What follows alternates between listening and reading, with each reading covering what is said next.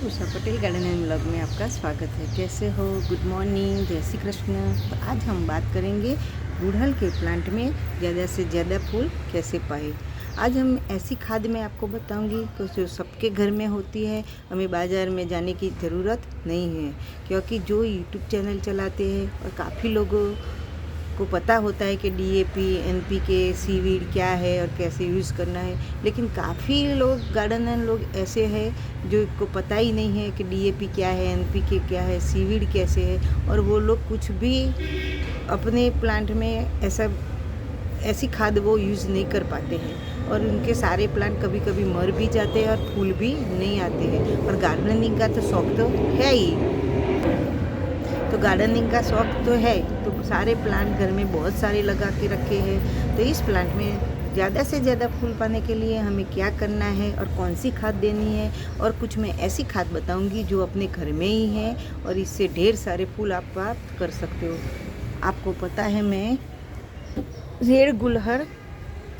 Red वाला गुड़हल में आपको बार बार बताती थी, इसके ऊपर भी मैंने वीडियो बनाया था और आप देख सकते हो बीच में उसे बहुत ढेर सारे फूल दिए, फिर उसने आराम कर दिया। और क्या होता है, कभी कभी प्लांट बहुत ज़्यादा से फ्लावरिंग कर देता है, फिर वो सो जाता है, मतलब आराम करना। हम भी ज़्यादा काम करते हैं तो क्या करते हैं, हम भी आराम तो कर लेते हैं ना। वैसे ही हमारे प्लांट भी ऐसा है कि बहुत ढेर सारी जब एक बार फ्लावरिंग कर देता है, फिर बीच में कुछ आराम पे चले जाते हैं। तो हमें थोड़ी सी धीरज रखनी है और हमारे प्लांट में फिर से हमें उसको फूल देने के लिए तैयार करना है। ये प्लांट भी मेरा आप देख सकते हो, गुलाबी गुड़हल जो फूल आते हैं, कभी भी मैंने आपको नहीं दिखाया क्योंकि इसमें फूल आते ही नहीं थे। फिर मैंने सोचा कि ओ बाप रे, इतना मेरा बड़ा सारा प्लांट है और फूल क्यों नहीं आ रहा है, और मैंने सारी खाद देना बंद कर दिया। पहले तो मैंने क्या किया, ये भी मेरा प्लांट एक है और ये भी है, उसके ऊपर भी फूल नहीं आ रही। तो आप देख सकते हो क्या किया मैंने, सारी छोटी छोटी छोटी कटिंग या पिंचिंग कर दी। यहाँ भी आप देख सकते हो, देखो ऐसे मैंने छोटी छोटी छोटी मेरे सारे प्लांट में पिंचिंग कर दी। और पिंचिंग करने से क्या हुआ, मेरे सारे प्लांट में नई नई नई ब्रांचेस आने लगी है। तो आपको अगर आपके प्लांट में फूल नहीं आ रहा है तो आपके प्लांट में क्या कमी है वो हमें खुद ढूंढना है, तो ही हमें पता चलेगा कि हमारे प्लांट में क्या कमी है, क्यों फूल नहीं आ रहे। पहले तो हमें क्या करना है कि धूप आती है कि नहीं आती है हमारे प्लांट पे, वही ख्याल रखना है कि बिना धूप नहीं फूल। फिर हमें क्या करना है, हमारे प्लांट में गुदाई करना है। गुदाई करने से हमारी मिट्टी ऊपर नीचे हो जाएंगी और ऐसी जो छोटी मोटी बड़े जो रूट्स होती है वह ऊपर वाली वो भी टूट जाएगी और प्लांट की मिट्टी ऊपर नीचे हो जाएगी, प्लांट के नीचे से जड़ में ऑक्सीजन मिल जाएगा।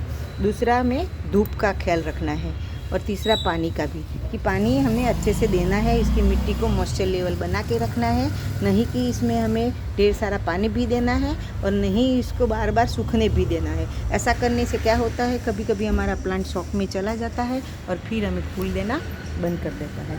तो मैंने वही किया है, प्लांट मेरा खिसा के मैंने धूप में रखा, मिट्टी की गुदाई की और पिंचिंग कर दी। पिंचिंग करने के बाद मैं आपको दिखाऊँ, मेरी इसमें हर डाली देखो,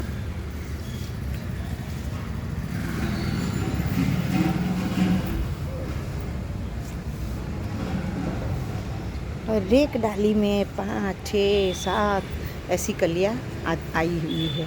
एक भी डाली ही नहीं है कि जहाँ मेरे प्लांट पे कली नहीं लगी हुई है। और यहाँ इसमें भी मुझे अभी तो ये दोनों प्लांट में तो मुझे पता भी नहीं है कि कौन सा फूल आ रहा है। तो ये दोनों प्लांट में भी मैंने पिंचिंग कर दी। और यहाँ आपको ये भी दिखाऊँ कि देखो इसमें भी कलियाँ बननी शुरू हो गई और इसमें भी हर एक डाली पे कलियाँ बनना शुरू हो गई है।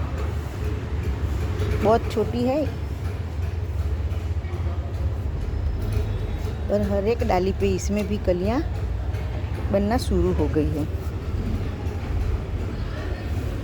तो आपको वही करना है खास कि गुडाई कर दो, प्लांट की पिंचिंग कर दो। और हमारे प्लांट में अगर ऐसे जो फूल मतलब पत्तियां पीली होकर ऐसी हो रही है तो इसका हमें हटा देना चाहिए, क्योंकि जब प्लांट के ऊपर ऐसी पत्तियां पीली हो जाती है, उसके फूल वहाँ का वहाँ पुराना, जैसे मैं दिखाऊँ आपको कि मेरा ये पुराना कल फूल आया था ये वाला, तो ऐसा फूल कल वाला पुराना फूल है तो हमें निकाल देना है। और ऐसे ही नहीं निकाल देना है, हमें इसके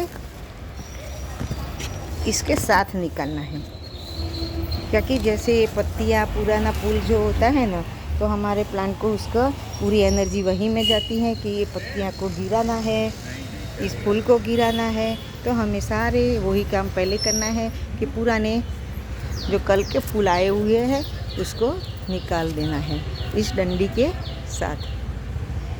दूसरा गुडाई कर दो। अब देखो चिट्टियाँ आ रही है, तो मैंने बहुत सारी चिट्टियाँ आ रही थी, तो उसका भी मुझे वजह लगती होगी, तो मैंने कल हल्दी और तज पाउडर दोनों का इसके अंदर छिड़काव किया, गुडाई कर दी, फिर पानी डाला। और मेरे घर में जो हम केले और नारंगी के छिलके जो खाते हैं, इसके बचा हुआ जो है वही खाद देना मैंने शुरू कर दिया, क्योंकि सबके पास वो केमिकल खाद का ज्ञान भी नहीं होता है और होती भी नहीं है। तो इससे अच्छा है कि मैंने सोचा चलो कि सबके अपने ही घर में जो खाद है उसी के बारे में मैं बताऊँ। तो नारंगी और केले के छिलके मैंने ऐसे ही डाल दिया। यहाँ पूरा ना देखो, यहाँ भी पूरा केला के छिलके ही हैं, और ये मैंने कल खाया है तो मैं ऐसे ही डाल दिया है। फिर मैं इसके गुडाई कर। और दूसरा ये करना है कि अगर आपके पास यूज की हुई चाय पत्ती नहीं है, तो आप नई चाय पत्ती जो बिना यूज की हुई चाय पत्ती होती है वो भी इसमें डाल सकते हो। और तीसरा ये है मेरे प्याज, लहसुन, आलू और केले के छिलके का फर्टिलाइज़र। बहुत बेस्ट फर्टिलाइज़र है, हमारे प्लांट को माइक्रोन्यूट्रन, विटामिन्स, मिनरल जो भी चाहिए, पोटास, नाइट्रोजन सब इसमें से मिल जाता है। तो हमें इसको भी डायरेक्ट यूज़ नहीं करना है। एक मग हमें इसको ऐसे लेना है और इसमें दूसरा 2-3 मग और डालना है। फिर अच्छे से हमें उसको मिलाना है। इस खाद में नाइट्रोजन और ऑक्सीजन की मात्रा बढ़ जाए, इसीलिए कभी हम जब भी पानी कोई भी लिक्विड खाद देते हैं तो ऐसे ही हिला के देना, और इसमें ऑक्सीजन की मात्रा को बढ़ाना है और फिर हमें हमारे प्लांट में देना है। तो आपने देखा कि यही थोड़ी सी मैंने ट्रिक अपनाई, पिंचिंग कर दी, धूप में रख दिया, और वही वाली मैंने खाद देके मेरे प्लांट में मैंने ढेर सारे फूल पा लिए। तो आप भी वही करना। तो चलो फिर मिलेंगे कुछ नए टॉपिक के साथ, तब तक बाय बाय।